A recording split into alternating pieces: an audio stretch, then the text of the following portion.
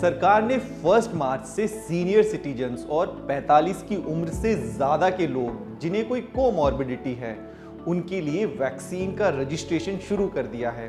लोगों के मन में अभी भी रजिस्ट्रेशन को लेकर काफ़ी सवाल है। वैक्सीनेशन के लिए रजिस्ट्रेशन करना बहुत ही आसान है। रजिस्ट्रेशन 2 तरह से हो सकता है। पहला जो वेबसाइट है cowin.gov.in, इस पर जाकर आप रजिस्टर कर सकते हैं। और दूसरा आरोग्य सेतु ऐप, आरोग्य सेतु ऐप पर जाएंगे, वहां पर आपको कोविन का एक अलग से सेक्शन नजर आएगा। इसके बाद का रजिस्ट्रेशन का प्रोसेस पोर्टल और आरोग्य सेतु ऐप पर दोनों एक तरह का ही है।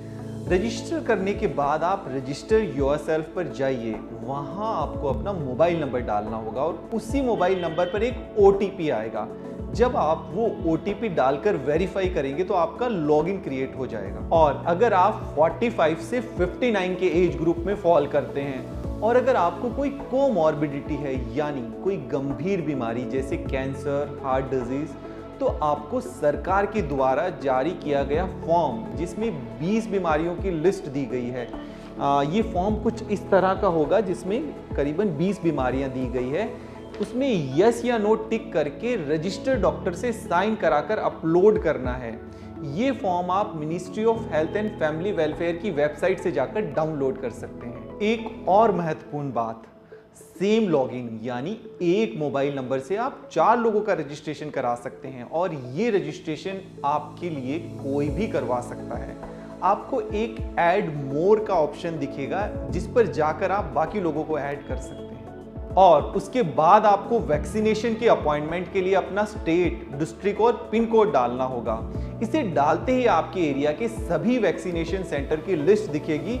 इसमें यह भी पता चल जाएगा कि कौन से पेड और कौन से फ्री सेंटर्स हैं। प्राइवेट सेंटर्स पर वैक्सीनेशन के लिए आपको 250 रुपीज पर डोज पे करने होंगे और गवर्नमेंट सेंटर्स पर वैक्सीनेशन बिल्कुल फ्री है। और सबसे अच्छी बात यह है कि आप अपनी सुविधा अनुसार सेंटर चुन सकते हैं और इसके साथ ही तारीख और समय भी तय कर सकते हैं। बस इसके बाद आपका रजिस्ट्रेशन हो जाएगा और रजिस्ट्रेशन सक्सेसफुल का पेज आपको कुछ इस तरह का दिखेगा।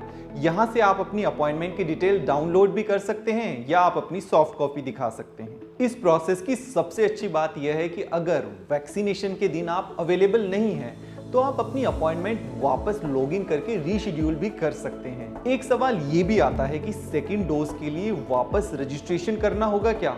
पर ऐसा नहीं है। अगर आपने एक बार रजिस्टर कर लिया तो सेकेंड डोज के लिए आपका अपॉइंटमेंट सेट हो जाता है। शुरुआत में थोड़े टेक्निकल इश्यूज आ सकते हैं। ऐसा इसलिए भी हो सकता है कि एक समय पर काफी लोग रजिस्टर करने की कोशिश कर रहे हों, तो आपको इससे परेशान होने की जरूरत नहीं है। आपको कुछ समय बाद फिर से ट्राई करना होगा।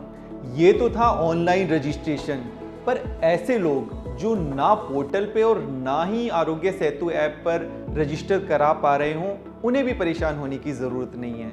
वो अपने पास के किसी भी सेंटर पर जाकर ऑन साइट रजिस्ट्रेशन करवा सकते हैं। कुछ और बातें आपके लिए जानना बहुत ज़रूरी है, जैसे कि जिस ID से आपने रजिस्टर किया है वैक्सीनेशन के लिए, उसे साथ लेकर जाना ज़रूरी है। और अगर आपको कोई कोमॉर्बिडिटी है तो कोमॉर्बिडिटी का सर्टिफिकेट भी साथ ले जाना होगा। वैक्सीन के चुनाव का कोई विकल्प आपको नहीं मिलेगा। इसके साथ ही एक रियायत भी सरकार ने दी है, जैसे कि वो लोग जो अभी 59 के हैं और जो 1 जनवरी 2022 तक 60 साल के हो जाएंगे, वो भी सीनियर सिटीजन्स कैटेगरी में अपना रजिस्ट्रेशन करवा सकते हैं। आपको वैक्सीनेशन रजिस्ट्रेशन से संबंधित कोई भी जानकारी लेनी हो तो इसके लिए आप हमारे हेल्पलाइन नंबर पर फ़ोन कर सकते हैं 01145602200।